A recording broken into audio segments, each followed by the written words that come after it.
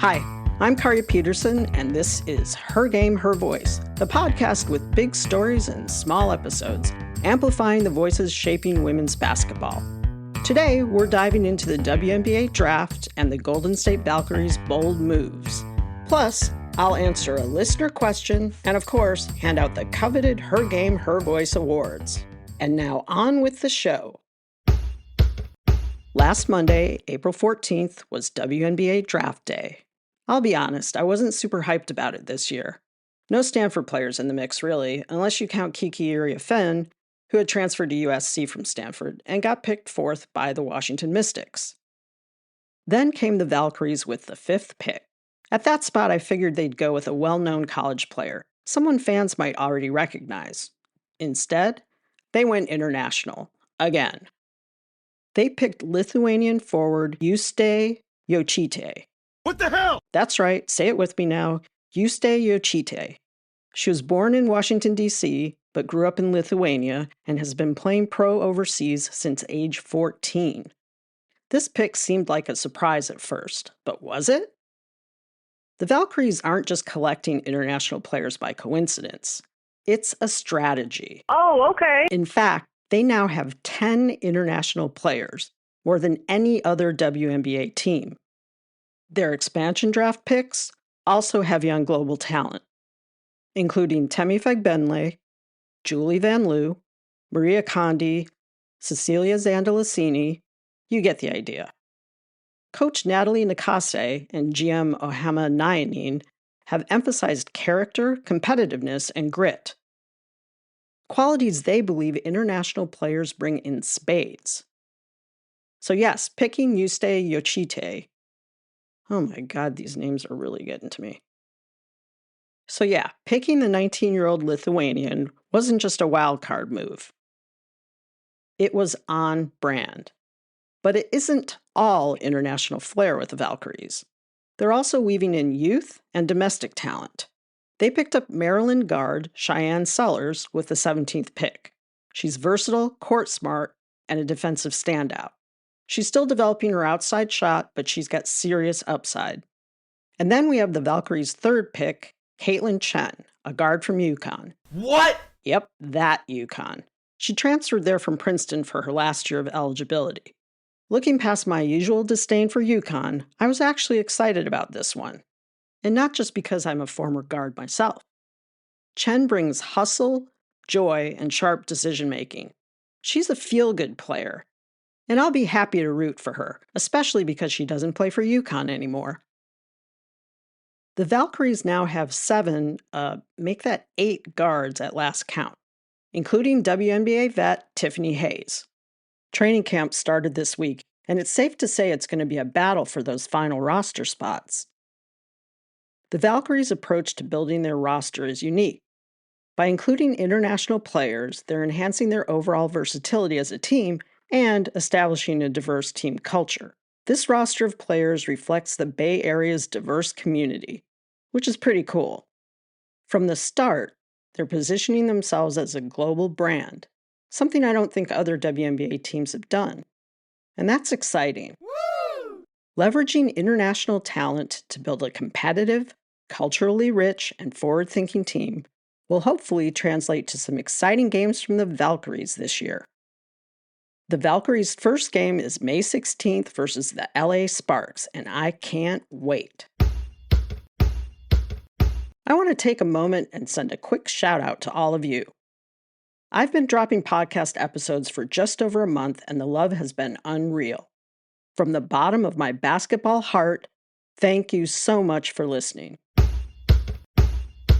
And speaking of listening, I got a question from a listener last week that I'd like to answer now. The question was, why do basketball teams cut down the nets after winning a tournament? Cutting down the nets started at the collegiate level in 1947. After the North Carolina State Wolfpack claimed their second Southern Conference title, head coach Everett Case wanted a souvenir to commemorate the win. This was obviously before championship t-shirts and hats. Coach Case decided that the basketball net from the game would be perfect, and the tradition began. Eventually, it spread to women's college basketball tournaments and many high school basketball programs across the country. Exactly who cuts down a basketball net? Well, players typically go in order of seniority, and the last cut is saved for the head coach. Players take small pieces of the net so there's enough to go around for the entire team. Today, the NCAA tournament has an official ladder and scissors used during net cutting ceremonies.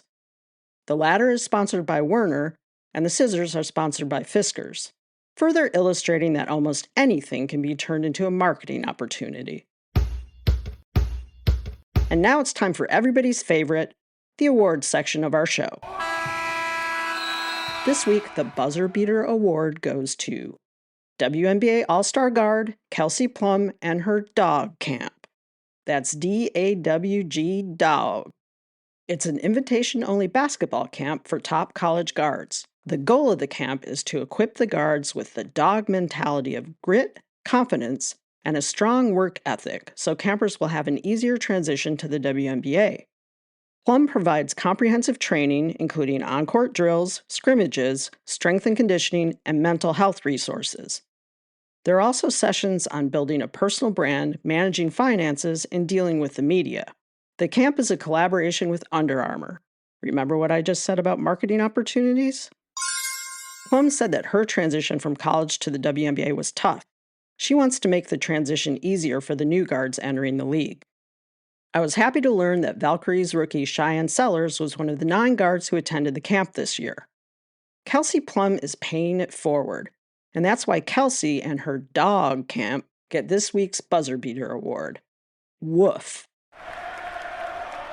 And now, the Airball Award.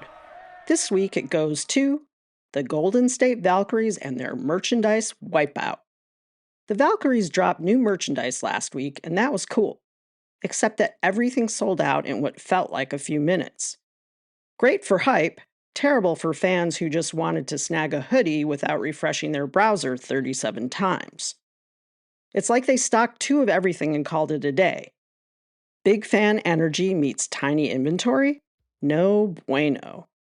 And that's why the Golden State Valkyries merchandise wipeout gets a serious Airball Award. And finally, the Flagrant Foul Award.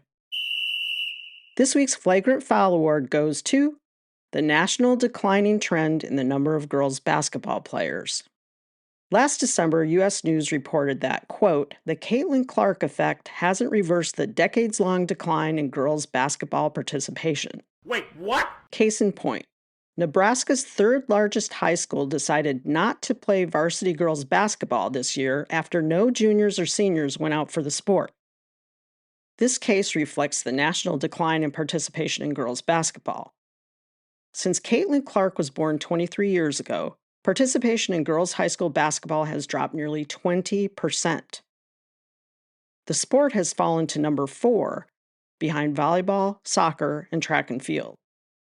And according to the Federation of State High School Associations, those sports have all seen double-digit growth in participation. The decline is curious. It was one of those things that made me go, huh? I mean, even as the popularity of women's basketball with young players like Caitlin Clark and Angel Reese has drawn record numbers of fans, girls are choosing other sports over basketball. But then again, think about it. More fans doesn't mean more players. One high school girls basketball coach said that the pipeline of girls basketball players has gotten very narrow. Girls might play basketball, soccer, and volleyball in grade school, and then when they get to middle school and their schedule is more demanding, some genius tells them they have to make a choice and choose one sport because, quote, if they want to be really good in a sport, they can only play one sport. And unfortunately, girls are choosing other sports over basketball. Ouch. In fact, even as the girls' basketball numbers have dropped, total participation in girls' high school sports has grown, with more than 3.4 million girls competing in high school sports last year. This makes my little basketball heart feel very sad. And that's why the Flagrant Foul Award goes to the national decline in the number of girls basketball players. One more thing before I go. I want to give a shout out to the Stanford women's softball team. They recently played rival school Cal at the Stanford football stadium, and set the NCAA attendance record for women's softball with a crowd of over 13,000 fans. More fans in the stands? Yes, please. I'm Kaari Peterson, and you've been listening to Her Game, Her Voice. If you'd like to hear more episodes of Her Game, Her Voice, please follow or subscribe to the podcast. Subscribing and following the podcast is a mutually beneficial thing. It benefits you because you won't miss an episode, and it benefits me because, well, you won't miss an episode. Subscribing is easy. Just go to the Her Game, Her Voice show page on Apple Podcasts, Spotify, or wherever you get your podcasts. Tap on the plus sign or click on follow to subscribe.